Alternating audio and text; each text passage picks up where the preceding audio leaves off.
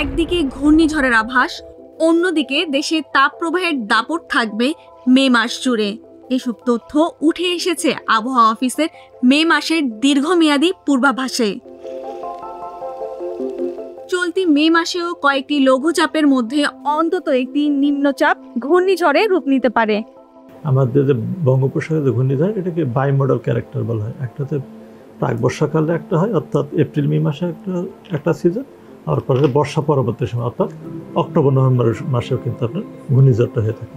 এখন যেহেতু প্রাক বর্ষাকাল মে মাস, এখনও ঘূর্ণিঝড়ের সম্ভাবনা রয়েছে এবং আমাদের মে মাসে যে দীর্ঘমেয়াদী পূর্বাভাস, সেখানে আমরা দেখতেছি 1 থেকে 3টা লঘুচাপ হওয়ার সম্ভাবনা রয়েছে, যার মধ্যে একটি ঘূর্ণিঝড় বা নিম্নচাপে রূপ নিতে পারে। 15 তারিখের আগে হওয়ার সম্ভাবনা কম, এই ইয়েটা হলো 15 তারিখের পরে। বাংলাদেশে দ্বিতীয় সর্বোচ্চ উষ্ণতার মাস মে মাস। এ মাসে গড় তাপমাত্রা থাকে 32.9 ডিগ্রি সেলসিয়াস। আবহাওয়া অফিস বলছে এই মাসে রয়েছে কয়েক দফায় তাপপ্রবাহ, এর মধ্যে 2-1টি তীব্র হওয়ার সম্ভাবনা আছে। এছাড়াও কাল বৈশাখী আঘাত হানতে পারে কয়েকবার। আগামী সপ্তাহ থেকে বৃষ্টিপাতের পরিমাণটা কমে আসবে এবং তাপপ্রবাহ কিন্তু আমরা দেখতে পাবো এবং এই তাপপ্রবাহটা মৃদু থেকে মাঝারি তাপ এবং কোথাও কোথাও এটা তীব্র আকার ধারণ করতে পারে। এবং দ্বিতীয় সপ্তাহ পরে আসলে বোঝা যাবে, তৃতীয় সপ্তাহে কেউ তো এটা আরও দেরি আছে, তবে দ্বিতীয় সপ্তাহ থেকে বৃষ্টিপাতের প্রবণতাটা কমে আসবে এবং তাপপ্রবাহ আমরা দেখতে পাবো এবং এই তাপপ্রবাহটার মৃদু থেকে মাঝারি তাপপ্রবাহ এবং কোথাও কোথাও তীব্র আকার ধারণ করতে পারে।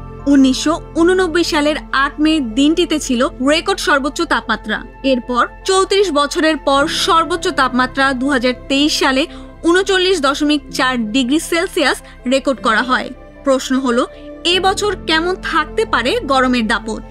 গত 2 বছর ধরে এই বছরের তাপমাত্রা তুলনামূলকভাবে কিন্তু কম এখন পর্যন্ত, এবং এপ্রিল মাসের যে অবস্থা দেখলাম এখন পর্যন্ত যেটা দেখছি, তবে সামনের দিকে যে দ্বিতীয় এবং তৃতীয় সপ্তাহে আমরা যে অবজারভেশনে আছি, যে আমরা আশঙ্কা করছি দ্বিতীয় সপ্তাহে তাপমাত্রাটা বাড়বে, বৃষ্টিপাত কমে যাবে এবং পুরো মাসটা আসলে পার হওয়ার পরে এটা কম্পেয়ার করা যাবে আসলে গত বছর মে মাস বা তার আগের বছর কী ছিল এবং এই মাসে কেমন প্রথম সপ্তাহ গেছে। তবে এপ্রিল মাসে এই বছরে তাপমাত্রাটা তুলনামূলকভাবে কম ছিল, তার কারণ গত বছর বা তার আগের বছর আমাদের প্রলংড হিট ওয়েভ ছিল, কিন্তু এপ্রিল মাসে দীর্ঘ সময় ধরে ছিল। 2024 সালের 26 মে প্রবল ঘূর্ণিঝড় রিমাল বাংলাদেশের উপকূলে আঘাত আনে।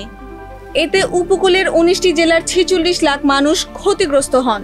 2023 সালের 14 মে ঘূর্ণিঝড় মোখা বাংলাদেশে আঘাত হানে।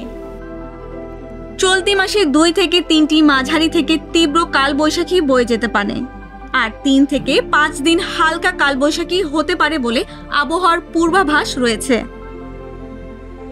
এই মাসে নদ নদীর স্বাভাবিক প্রবাহ থাকতে পারে বলে পূর্বাভাসে বলা হয়েছে, তবে বিচ্ছিন্ন ভারী বৃষ্টির জন্য দেশের উত্তরাঞ্চল, উত্তর পূর্বাঞ্চল ও দক্ষিণাঞ্চলের নদীগুলোতে পানি বাড়তে পারে।